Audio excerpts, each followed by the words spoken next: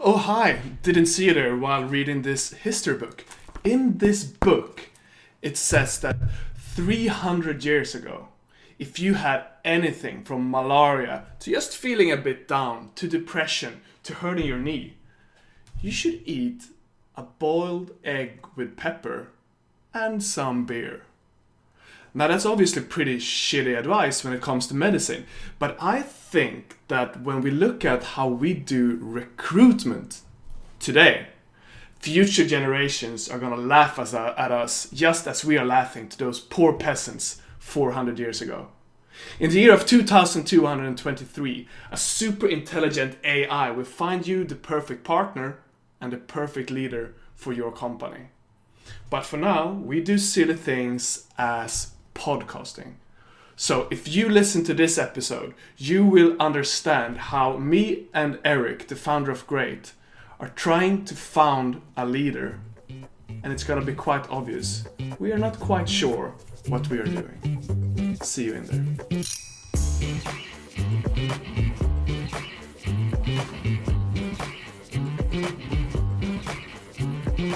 All right. Good morning, Erik. How are you today? Good morning, Jimmy. I am well today. I still have this rushing sensation in my body from going Thai boxing yesterday. I haven't been there in a long time. So it's always a bit scary to go back because I'm fighting on Tuesday evenings. And I've been quite good the last times I've been there. And the main reason for that is that most of the really good guys who beat the crap out of me haven't been there. And I was hoping that would happen yesterday. And I came first, so no one was there. And the first big guy came, the second, and the third. And it turned out that everyone who came were better than me. Oh boy. So now I feel a little bit like, if you're watching a show with David Attenborough, these Planet Earth or things, and there are always these male animals in whatever species fighting each other for a female or whatever. And then one guy loses and he has to walk away with his tail behind his legs and in much, much pain. That's the way I am today. But happier than those animals because I survived. Jesus. And I have my woman at home already, so I'm settled. Well, you could have been a walrus. I saw that Attenborough show. They had to fight every day for like 3 months. And then the winner, the last man standing, he gets all the women, like 40 women. So it's badass to be a walrus. Yeah, it's badass to be a walrus. I didn't have to fight for 3 months, and I got one woman, so I'd say that's a win. It's all right. What kind of animal are you today? Today, I think like a fish that just lies in water. Doesn't really have to do anything. I'm just floating. I'm feeling really great actually. I'm on 92%. I'm a blue sky, as Catena is. That's good. A blue sky, a fish in the blue sky. A fish in the blue sky. That is right. Now, when I was a kid, I played a computer game that was really awesome. Me and my brother played it all the time. It was called The Great Pyramid of Giza. Now, in this game, your job was to build the Great Pyramid. And to do that, you started from scratch, right? So you had to get simple things like plan, you need to get some alliances, a lot of rock, 10,000 slaves, just the basic things. And then start building the pyramid from scratch. And in the end of that game, you were going to place the final top piece. And this one was special. It was made of limestone and gold. Just a brilliant piece shining all over Egypt. And that's how you built a pyramid in that game, apparently. Now we at Great are kind of building a pyramid too, but since we are kind of an upside company, we are going to start with the limestone, with the top piece. So, would you explain this in normal words, Erik? What are we actually doing? You painted a really good picture for me. I see the top piece. It's actually striped for me. I don't know why. It's kind of shining out of it like that pyramid in Las Vegas, with a big light just going straight up. So I guess it was a cool game. Yeah, to try and turn what you just said into understandable English. Our goal right now, which we spoke about in episode 9 of this podcast as well, is to find a great leader, someone who will help us build everything. A man or a woman, we don't know, but someone that will help build everything. And that's the top piece of the pyramid. But we want to start with that person because we want that person to help develop the strategy, to help hiring everything, to make things in the way that he or she wants it to be, so it's perfectly aligned with that golden piece that we start with. So that's what we're doing right now. Awesome. And I'm going to get back to you in a moment with why we want to start with the actual top piece. But this episode is going to be about recruitment, and it's going to be kind of obvious that there are things we don't know when it comes to recruitment, and we want to learn together. But why do we want to do this episode right now? Yes, as you said, we don't know these things. And what we also realize is that we have the most fun when we do these podcasts, and they become the most interesting when we don't know. So we're here to explore these things and basically understand how to recruit a person like this. What is it that we're looking for? What skill sets, what qualities, and how do we determine if a person have these qualities? Because you can't always see that on a CV, and it might be hard to read someone in person what kind of qualities they have as their personality. So that's what we're trying to determine today, and that's the purpose of this. And starting from top up is obviously a bit different and something that you haven't tried before. And I guess the reason, or I know that the reason you want to try something new is because you have tried other things in the past and then you have run into trouble. So what is your kind of experience with recruitment so far? Yes, as you touch upon, I've run into quite a bit of problems with recruitment before. I think recruitment is very hard. So in my previous company, Catena Media, an online marketing company that we grew very quickly, what we started doing was hiring a lot of junior people. And what I aimed to do there was hiring people that were similar to me, because I kind of like me. And that was good in some ways and really, really shitty in some ways. One of the things with hiring people like me is that I struggle when kind of getting a new person telling me what to do who I don't consider experienced enough. So it was fine when I was in charge of everything. But when we grew too quickly, we wanted other managers to come in who didn't think the team should be built in exactly that way, and that these people didn't quite want that kind of manager. And it became tricky because it wasn't the perfect alignment with things.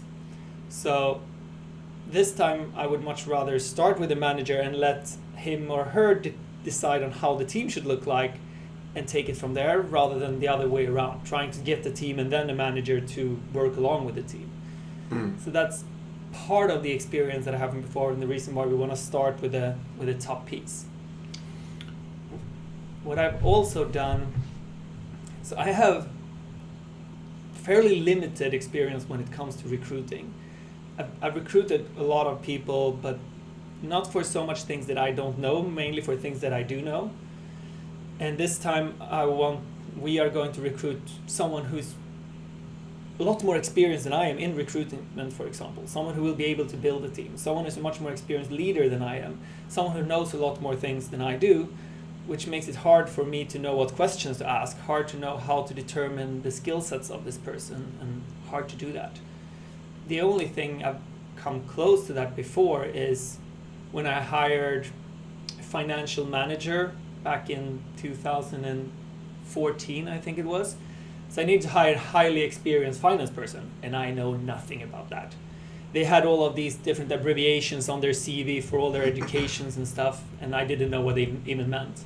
So back then, I got a friend who is really experienced in finance to sit in with all the interviews, to kind of help me determine, and I tried to figure out the qualities and personality skills, and then my friend got to determine the skill sets.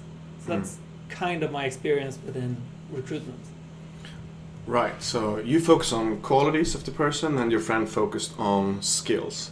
Are there any questions back then that you wish you would have asked that you didn't ask that kind of backfired?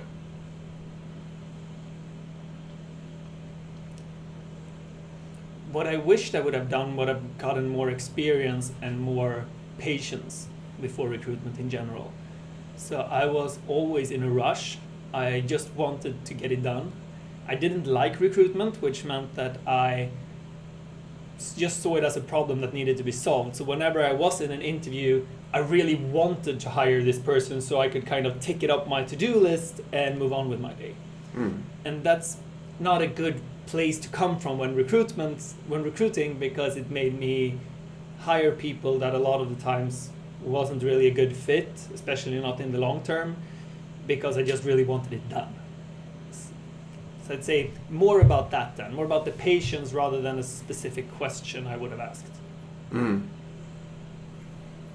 So how do you feel about that today then with grade? Because for us it's a real bottleneck to get going, to find this leader, and at the same time you want to be patient. So how do you handle that situation? Not well. Yeah, I think I handle it better than I've done in the past, at least. But I'm very torn between those things. I really want to get started, and I don't want to rush things. I think the biggest difference now and back then is that I know of the mistakes that I did in the past. I know about the consequences of hiring the wrong person for the wrong job, and that makes me more patient today. And I still don't have the really experience to hire these people. And so I'm expecting to learn doing things like this and during the entire process, and hopefully end up being much better at recruitment once this is done. Imagine you are in a situation where you really need someone quick, and you have a bunch of candidates and you're not really sure if any of these are really good, and you try to pick the best one that you can. Do you think in general you should just go for the best one you find, or should you be really patient because there will be more problems in the future? Maybe you have a story or something that is... Yeah. We haven't prepared this, but... A lot of the time I would say be patient and just wait, because if we have a common mistake that I did was I had 10 candidates and I picked the best one that I could figure out, which doesn't necessarily mean I picked one that was good enough. I might just have 10 candidates where none was a good enough fit. And a lot of the times, well, I wouldn't say a lot, but a few times with very important people, very important roles, that didn't work out well, and it set us back 6 months or half a year. 6 months or half a year. Good, Erik. 6 months or a year in the entire process, because getting the wrong person in one place actually causes more harm than it does any good. And for me, when it comes to recruitment, and especially letting people go, the other side of recruitment, I've been procrastinating that a lot. So I might have seen, okay, this person wasn't a good fit. Let's see what happens. I don't want to do something about it. And then it goes another 6 months and it just haven't been working out all the time. It's kind of like being in a not so great relationship and still postponing breaking up for 6 months, which is something I've done and something I imagine that a lot of other people can relate to as well. Yeah, I can totally see that. So now, when you're in that interview, you are mostly looking at the qualities of the person, because I guess that is what you understand the best, especially if you're hiring a person from economics. So what do you think is the most important then out of skills or out of the qualities, the personality traits that the person has? I think that they are, in many ways I would say they're equally important. Sorry. But I believe that skills is something that you can learn. So you can develop those more easily than you can develop personal traits. So if someone doesn't know enough finance for a role, but they have the perfect qualities as a person for this role, and one of those qualities might be curiosity, then I wouldn't worry as much about that they are slightly underqualified from a skill set perspective, because the curiosity and the determination will solve that. However, if it's the other way around, they might know the perfect, they might have the perfect skill sets, but they are not trustworthy, or they are not emotionally intelligent or empathetic. Those are things that, sure, you can probably learn them if you really put your mind to it, but it's a lot trickier to learn. So I would say that they are equally important in many ways, but one is harder to learn than the other. What do you think about this? What would you say? I agree with that, and I think in similar ways. And when it comes to grade, then I'm more torn, because yes, of course we want the right personality traits, but then again, this is a person that needs to be able to go in and have the skill set to start building a product right away. Am I understanding that right? Yes. So here the skill sets are then very necessary. So are you thinking in similar ways for this great leader that we're looking to hire? In similar, I don't understand the question really. As the way you defined it before. Before you said that you can develop skills, but it's harder to develop the personality traits.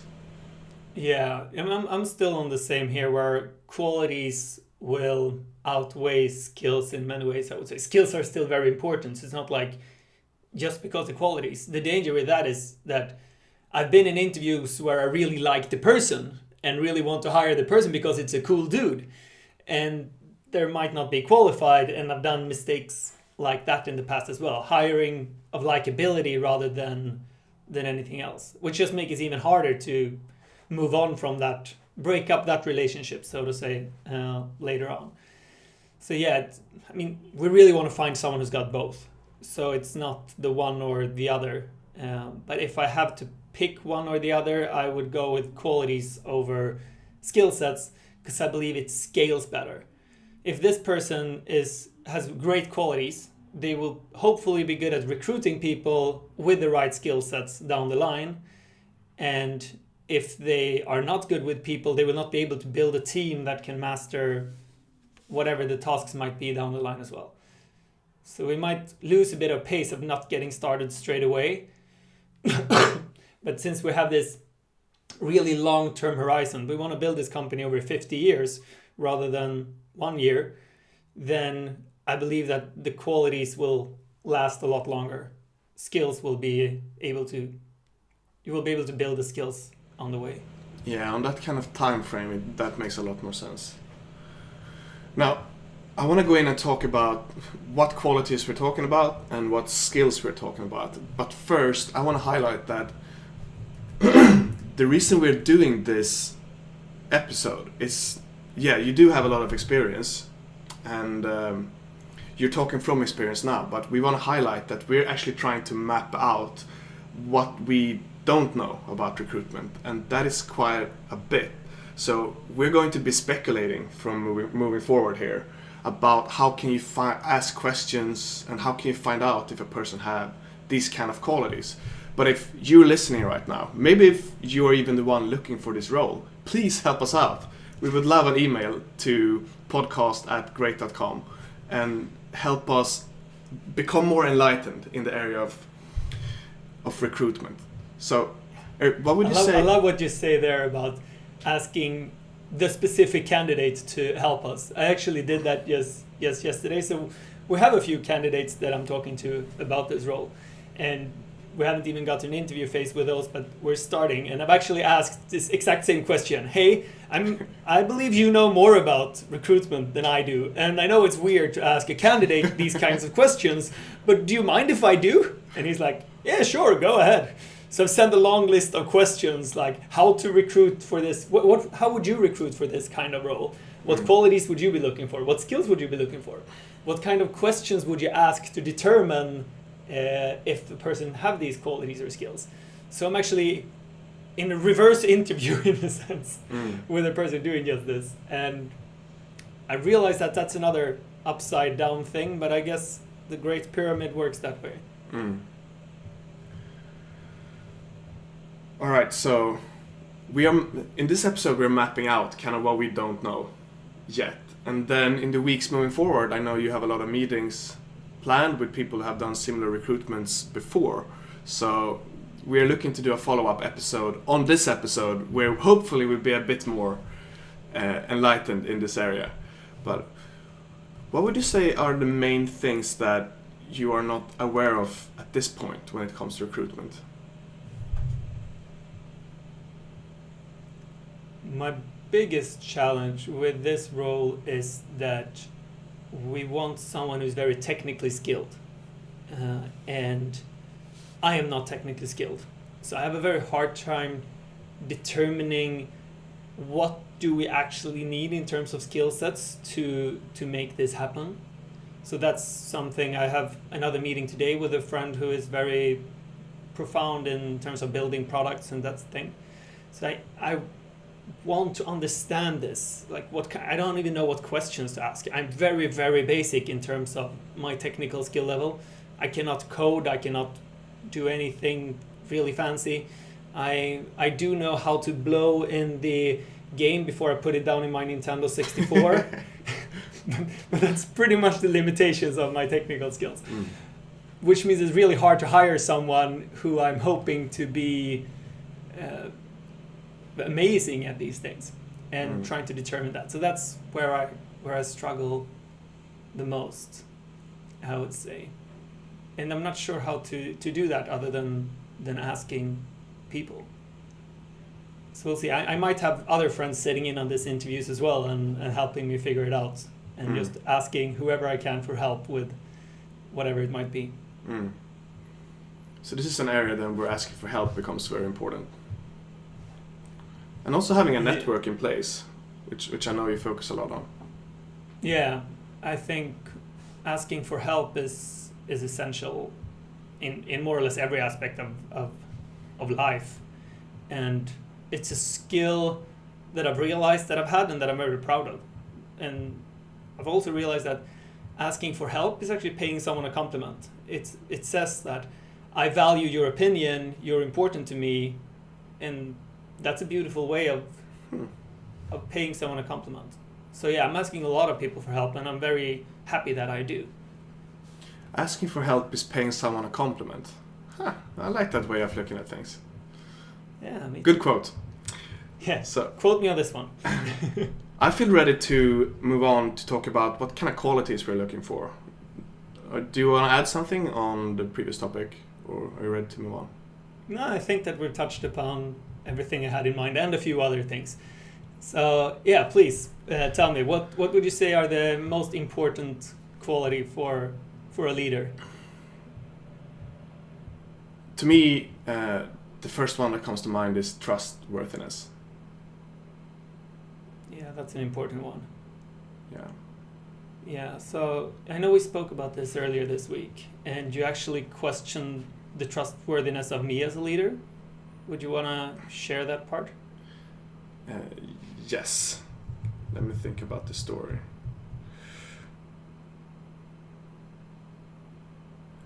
Right, so before you, Erik, had made a promise to our team that you would donate €1 million every year to Great until Great can make €1 million in profits. And about 2 weeks ago, you realized that you had lost a lot of money on the stock market. You had lost about €40 million, which is about half your net worth. And that was really tough on you, I could tell. And at the same time, you were looking to buy a house, and you didn't know if you wanted to buy that house. So during 2 days, you first told me and Spirit, another guy that is working at Great, and said, guys, I'm not going to want to keep the promise of €1 million. So instead, we're going to make a smaller donation, or it will be that I'm matching the donations of the team somehow. So you took back something you said that you would do. And when it came to the house, because the idea was that you were going to buy a house, and then I was going to rent it together with a friend. And you said, we're talking about how this would work in my sofa in Stockholm. And we were sitting there, candles lit, talking about the future. And you said, well, I'm gonna want the house. I'm gonna buy the house regardless of what the price is. So if it becomes 1 million or 1.2 or 1.4, it doesn't matter. If I want it, I'm gonna get it. And but 2 days later, there was an auction for the house, and you bid 1.1 million, and someone bid 1.3 or something, 1.2. I mean, so you got outbidded, and I know that you actually didn't really want this house, because it had to be. The house was in bad shape, so everything would have to be redone, and you didn't want the hassle. So when you got outbidden unexpectedly, that was a reason for you to get out of buying this house. And those two things happens kind of in the same time. And so now you said you were going to donate 1 million. Now you're taking that back. You said the words, I will buy the house regardless of the price. And then 2 days later, you're saying, well, someone bid too much money. I'm not going to buy the house. And then to me, everything you say regarding money makes no sense anymore. So for example, I know you have told me many times that most of the money that I have will be donated to charity at some point. So for example, I'm donating 10% of my salaries to Great right now. While I'm taking less salaries. And since Great is donating, that will go to charity. But right now, Great is not donating. So that money is basically going to you, the richest person that I know. And that has been okay, because you have said, I will donate most of my money at some point anyway. But now I'm here, okay. Does that even make any sense right now? And does anything Erik says when it comes to money, how much does that mean? And it just hurt me to see how much those two promises just undermined my trust to you. And I brought this up to you yesterday, not as a employee wanting security, or I totally understand why you did all of these things. I would have done the same. But for someone that is going to get into a leadership role, the kind of leader I would want to see you become, I think your word needs to be worth its weight in gold. What you say is going to happen needs to happen. And if you don't know it will happen 100%, there needs to be some kind of frame here. I will donate 1 million euros unless this happens. I've been ranting for a long time. I've been listening. We talked about this yesterday. Yeah, and I agree with everything that you said. It does hurt my trustworthiness, and it also highlights the importance of it. Yeah. If I'm not trustworthy, it undermines the entire organization, the entire purpose, everything. And I completely agree with you. I didn't handle either of these situations well. And it makes me realize the importance of thinking before I speak a lot of the time. And it makes me realize the importance of that the person we hire is trustworthy. And at the same time, it makes me realize that I'm not perfect. I can't expect someone we hire to be perfect in this aspect. It's like they need to be as trustworthy as possible, but they're not going to be perfect. So yeah, I completely agree that trustworthy will be a very essential part of this role, especially since it will be remote. So we will not be working in the same office, which means that we really need to trust that this person does the best they can and fill up their promises without even meeting more than maybe once a year. So it's going to be a completely different aspect of that as well. But yeah, you made me think, and I appreciate it. And I think when hiring someone external, it really highlights the importance of having your word be gold. Because now, when these things happen, I didn't have a strong emotional reaction to it. I could feel like something was off, but it didn't really hurt me, because I know you, and I know the intentions why you said and did these things, and I knew I know you have good intentions behind what you do, so it didn't hurt me. But I was thinking, okay, let's say I'm a new person coming into Great. Let's say I've only been here for 2 weeks, which would be the same situation as if we hire a leader now and I only know that leader for 2 weeks. And then I see that mismatch in congruency.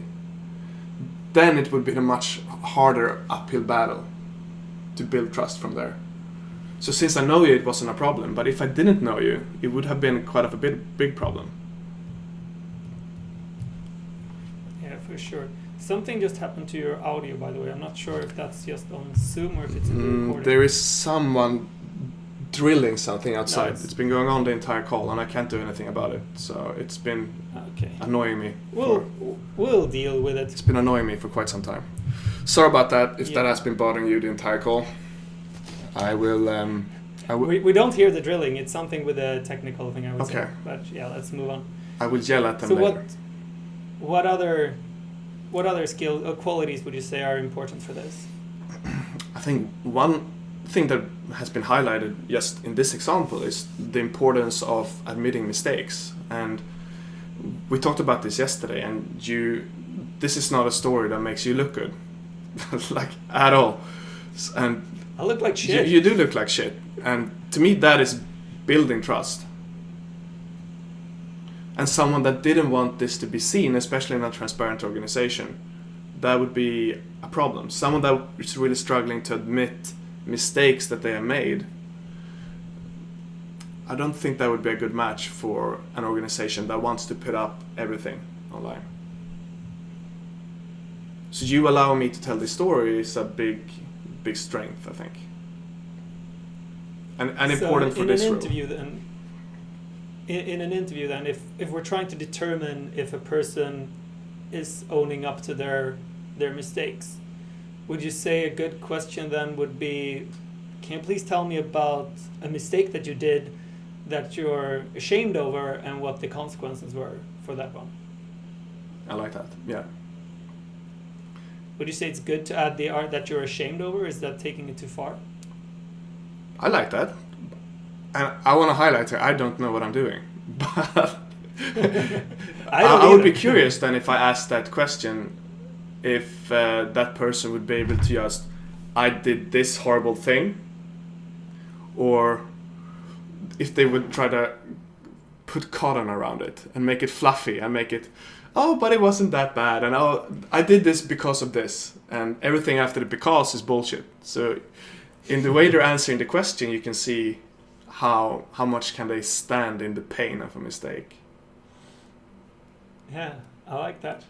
So if the person who are listening to this interview is to this conversation, if you're listening and gonna apply for the job, get prepared for some tricky questions. I think my main mistake I would make in an interview is that I wouldn't be tricky or I want to find the right word here. Omständig, what is that? Besvärlig. Complicated. Annoying. Yeah. Tricky to deal with. I wouldn't do that enough. I'm too... Yeah, that's part of it. I'm too sweet. I would have liked to be more vinegar in an interview.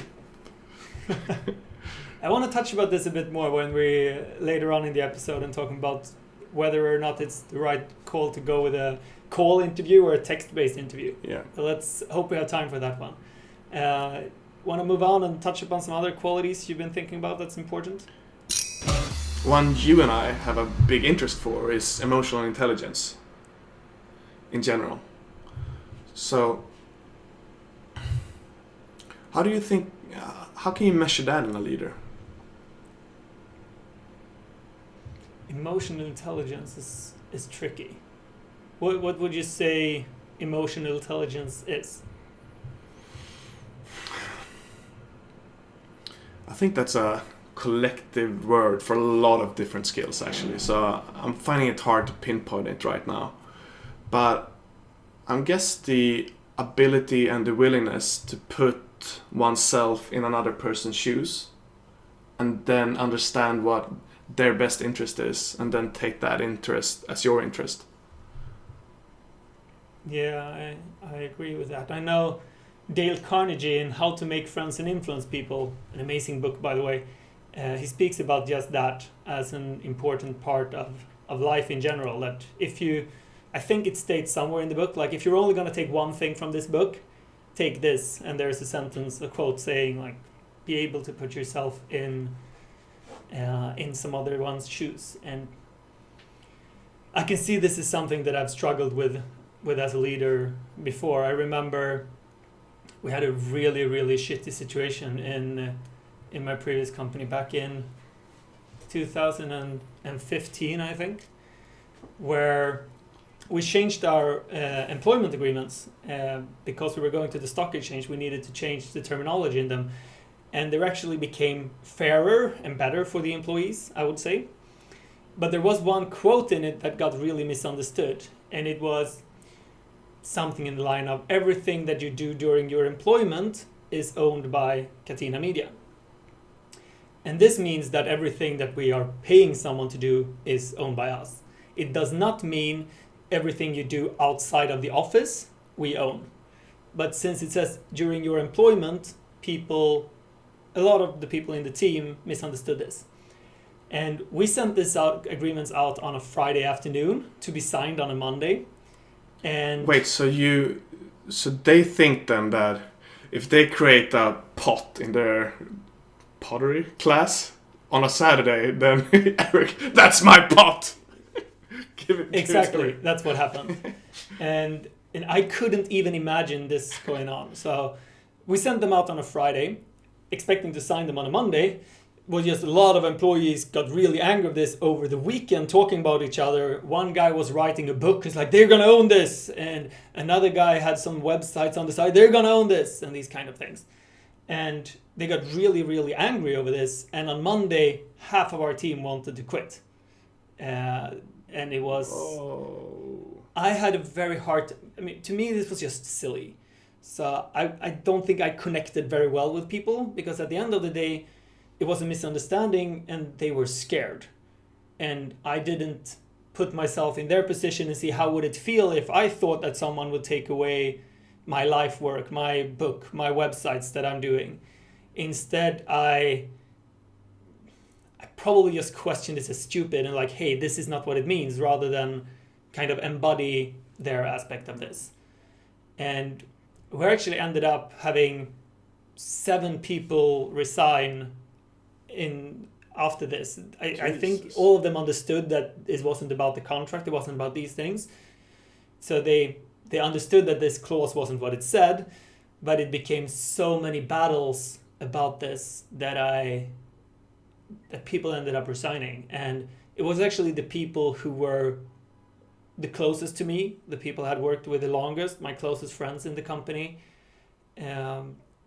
Some of them resigned during this, and I realized looking back that the main reason was probably how badly I dealt with it, that I didn't manage to put myself in their shoes and take their perspective and see what's in their best interest, and thinking of that. I was only sitting on my high horse or whatever, saying, but you're wrong. And that created a lot of friction. And yeah, I'd say that during my entire business career, that those 2-3 weeks, whatever it was the worst. I suffered through that, and I can see how much they suffered through that, and I didn't manage to understand them at the time. And I'm still not really friends with these people. We haven't managed to repair this, and that's 4 years later. Just starting from the fact that I couldn't embody their situation in this. I haven't heard this story before, and it's very interesting because it so clearly highlights that it's not about making mistakes, because mistakes obviously will be made, and this sounds like a pretty silly mistake, but the fact that you didn't have the skill set of emotional intelligence at that point cause the mistake to become maybe 100 times bigger than if you would have been able to deal with that in a different way. Yeah, everything could have been avoided if, to start with, just, hey, this is the agreement, everybody, let's sit down for an hour and go through what it actually means and take questions. That would have been easily avoided everything. Or it could be avoided with me actually embodying their perspective of things rather than saying that they're wrong. I would have been mad at them too if I was in your situation. Yeah, what chaos. Yeah, so emotional intelligence and the perspective of embodying is also very important. Do you think that situation would have been different if there was more trust in the company before that incident? It's a very good point. There were probably not enough trust to start with. And the lack of trust, or the fact that the trust wasn't high enough, made people question the intentions. So if they would have known that the agreement came with the intention, this is in your best interest, they wouldn't have misunderstood it like that, or they would just have asked instead of getting angry and just assuming that this was something we did to control them or to steal from them. So definitely trust is a big part about this.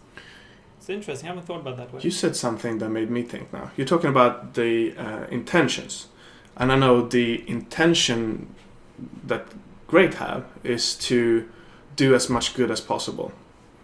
So how important do you think it is that this person we're looking for is embodying that intention? And if he do, or she, we would love for it to be a she, how can we know that that is something real? And is it important?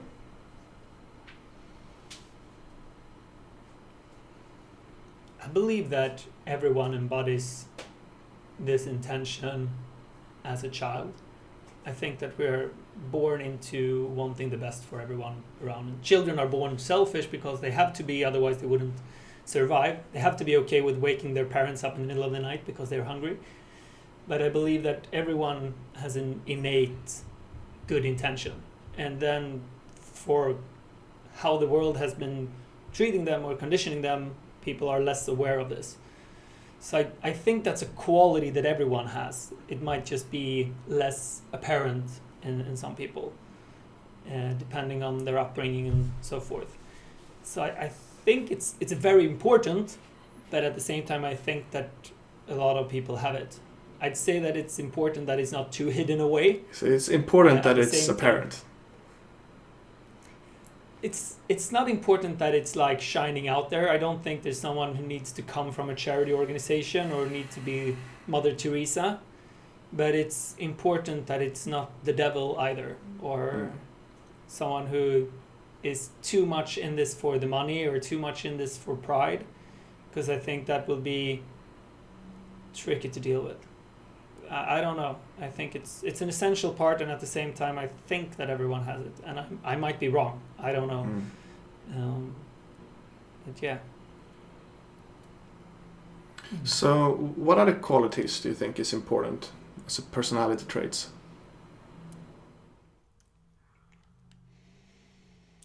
I think that it's very important that someone is a doer, just does things and make things happen. I'm not sure if that's really a quality or a skill set, to be honest. But I think that's more of a quality than a skill. That whenever they are in touch with someone, when they get something in front of them, they just start doing and things start happening and things are flying all over. Because, once again, it goes with the trust in a sense. So if we are separated, we're not sitting in the same location, and someone is a doer, I can be pretty sure that a lot of things will happen regardless if I'm there being in touch with them or not. And if they're not a doer, they might do the things they're supposed to do, and when they run out of tasks to do, nothing else happens because they just don't do that. It's not in their natural state to come up with new things to just make them happen. I don't know how to test that. What kind of question would you ask if you wanted to find that out? Damn it, I was gonna test it. Gotcha. It's hard. Yeah. I don't have a good answer to this one, so I'm just gonna refrain from mansplaining. Okay, so I'll try and explore it then. I think that this is kind of a question that might work best without an explanation of why I'm asking it. So if I'm saying my intention with this question is to find out if you're a doer, then it might be counterproductive. But if instead I say, tell me about some projects you've been doing in your life, you can probably get a sense of someone if they have a million stories or if they have one. And if they are excited about projects they've been doing or if they're not. So if someone starts telling about, yeah, I did this as a child and this, and then I started this thing and I tried this and this and that and this, then I believe that could tell you that you just want to do things. And I don't know if this is the right answer. I'm coming up with it as we speak. But I think a doer would give an answer like that. It's like, what are you excited about? And if they're excited about doing a lot of things, I think that says quite a bit. Maybe something that maybe someone that have a high level of industriousness, and that is very structured in the way that they're doing things. Could that be a part of someone that? I have a friend who's when he has his headphones, like just small in-head headphones, every time he has used them, he's tying them up to a nice little knot. Does that quality have something to do with? In the dishwasher, he's arranging the knives and the forks. I do that. You do that? Oh, you're a doer. So is that how do you use your dishwasher? By the way, in the dishwasher, I sort them like this because I believe it saves me time. However, with the headphones, I do not. So I'm somewhere in between. But yeah, I agree with you. It says quite a bit. People are, maybe that explains if someone is structured and maybe not necessarily a doer, but structure is the sister of a doer, I would say. Not necessarily. You can do a lot of things without being structured at all, and you can be super structured without getting anything done. But if you're a structured doer, that's probably the best part of this, the best of two worlds. I agree. That evil trash car is outside again making noise. I'll promise to throw tomatoes at it later and yell. But for now, I think it's better if you go on a rant and talk about what kind of skill sets we're looking for and how you would test them today. Yes, I don't have good questions for how we will test them. That's what I'm trying to understand. But as I mentioned before, high technical knowledge will be essential. I have no idea how to test this. That's something I need to learn.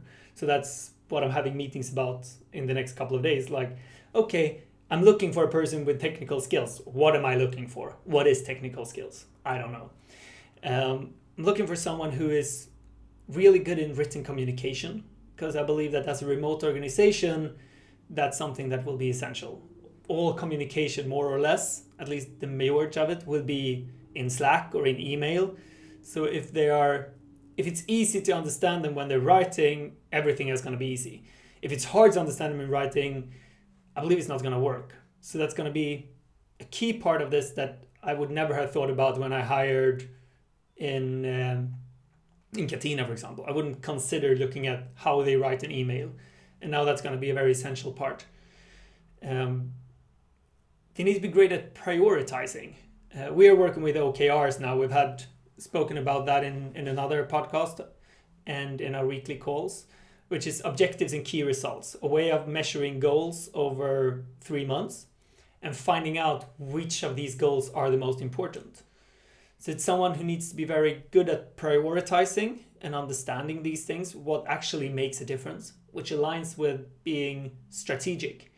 If they're strategic, they understand how does this add into the bigger picture, I would say. And yeah, I think I have better questions for that one, or I think that one aligns a bit with being structured, as you spoke about with the headphones and these things. But also, just asking about how would you structure a project like this? What kind of goals would you set? This is what we want to do. How would you paint that roadmap? Like where is the next quarter? Where is this quarter? What are the third thing we're doing? And someone who is good at explaining that would probably be good at prioritizing that. And I believe I would be good at prioritizing this, so I could probably understand the answers they're given. And another skill set that I would never have considered in the past, and that is something that I've learned a lot from you and from Spirit and the great team, and a lot from this process that we're doing with the podcast, is giving and receiving feedback. Because how you gave me feedback yesterday of that you don't actually trust me right now, or I've done things that hurt your trust to me, is super important for me to know. And it's so valuable. At the same time, it's very hard for someone to give. And it's often very hard to receive. To hear that I've damaged your trust is one of the worst things I can imagine you telling me, actually, because trust is so important to me. And still it becomes so essential that you say it. And this is not something that I've ever looked for in anyone. I haven't tried to understand this before. I didn't know the value of this before we guys started growing this together and doing public speaking, where feedback is very essential. So I would say that's a skill that you definitely can learn, and something that we have learned a lot together, and that we're looking for in this role as well, which is an odd skill. Odd. It's not something that's spoken about a lot. At least I've never spoken about it before. So I say that these are all skill sets that can be learned, that we need someone to have, and some of them I have somewhat of an idea of how to find out if the candidate has, and some of them I have no idea. So it's, yeah. Am I missing some skill sets here? Something you're thinking about? Well, I think we covered most of the important things for this episode.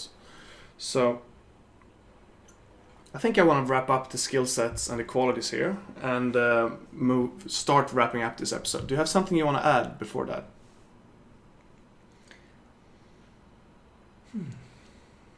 Yeah, I'd like to. We spoke about this the other day. Like, what do you see as the downside of having an episode like this? Well, my background is in professional poker, and I'll tell you, if you show your cards when you're playing, it will be very difficult to win unless you have two aces. Right, and that is kind of what we're doing here, and I think that is a good thing in many ways. But the downside, of course, is that if we want to test someone for... we talked earlier about owning their mistakes, and we have... Okay, so tell us about a mistake you have done, and we can see, are they just putting that out there in a vulnerable way, or are they trying to tie it in common? So if someone knows that is what we're looking for, and they have bad intentions, or not even bad intention, but they can use that as a way to get an upper hand and make them seem more qualified than they are. Again, then that is someone that has done their homework, which is probably means they're a doer. But true. Yeah, it could be like playing poker with open cards. Yeah, that's definitely a risk. We're telling someone specifically what we're looking for, so it's easier to give the correct answers. Yeah. So what's the upside, would you say?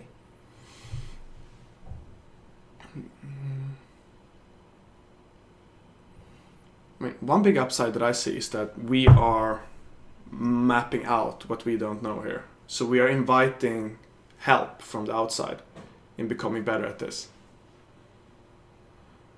Do you see any more upsides or downsides? I mean, what you're saying in the first one is that we're opening your hand, so we're telling people what we're looking for. Yeah. And that's a downside in a sense that someone will know what to tell us. At the same time, I think it's an upside because someone will know what to tell us. And it will make it easier for someone to feel okay, this is why they're asking a tricky question about trustworthiness that I don't really want to answer. But it comes from these intentions, it comes from this experience, and it makes sense. So I believe that it's something that will be valuable to see and will make people give better answers. And I touched upon this before, earlier in this episode, about text-based versus call-based interviews. So I believe text is essential, and I think questions like this deserves some time to think about it. So if we are in an interview and I'm asking you about a time you lied to someone, you made a mistake, and you didn't own up to it, and someone else got to suffer. If you have 20 minutes to think about that, you will probably come up with a good story. You will be able to explain it in a clear way. You will be able to get to what actually happened with this. But if I'm telling you on the spot, it might not be something you have close in your mind, and you might not be able to share it in a good way, or you might not be able to understand the intention of it.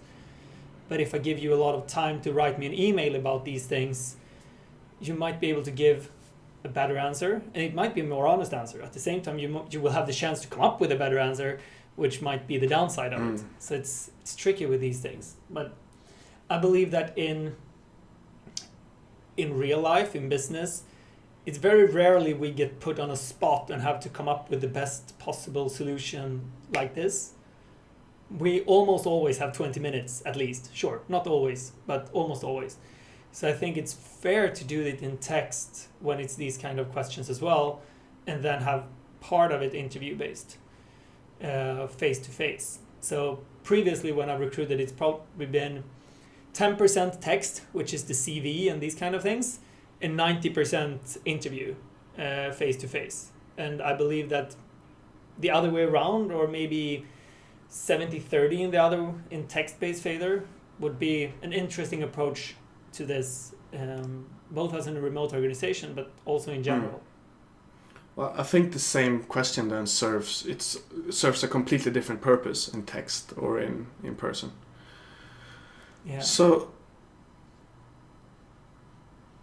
do you have something to add before I ask you the final question?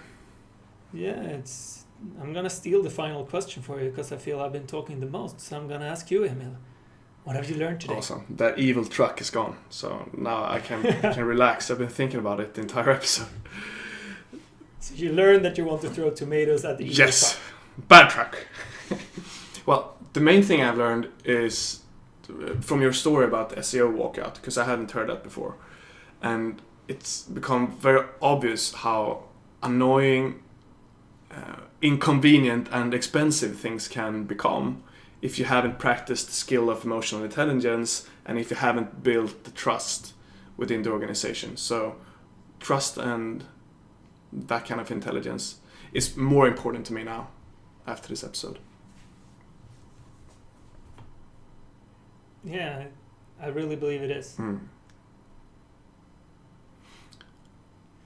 Think about what's my key takeaway. I think my key takeaway is that this is the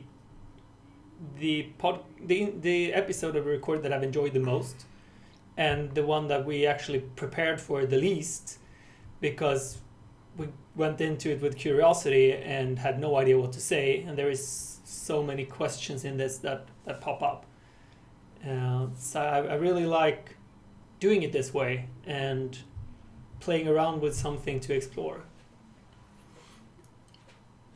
Yeah, time has been going by really quickly. So I really like that. That's my key takeaway. And if I just summarize a little bit more of what we've been through, we've touched upon the trustworthiness and the emotional intelligence that you said, how important those things are, and that you might not really be able to learn them. It's something that's conditioned and taught during childhood, I don't know. But that's a quality rather than a skill set. While the skill sets can probably be learned easier. And I think that's quality versus skill is something that previously when I recruited, I almost only looked at skills, very little qualities. When I'm doing it now, it's a lot the other way around. Very much qualities and less on skills. So that's something that I'm learning. I haven't put those things into words before this episode. I probably knew it before I started this, but it becomes very clear to me that that's how I'm actually thinking about this. All right. Yeah. So let's wrap this up. And if you are listening and you have any perspectives that could be useful for us, any feedback on the podcast, good or bad, or maybe you are the one that we are looking for, please send us an email to podcast@great.com. And I see you next week. And one more little teeny tiny thing. Please go and listen to episode number 9, where we're talking about this role more, if this is something that interests you. And stick around. There will be Thank you for another episode about recruitment. Bye. Bye. Thank you.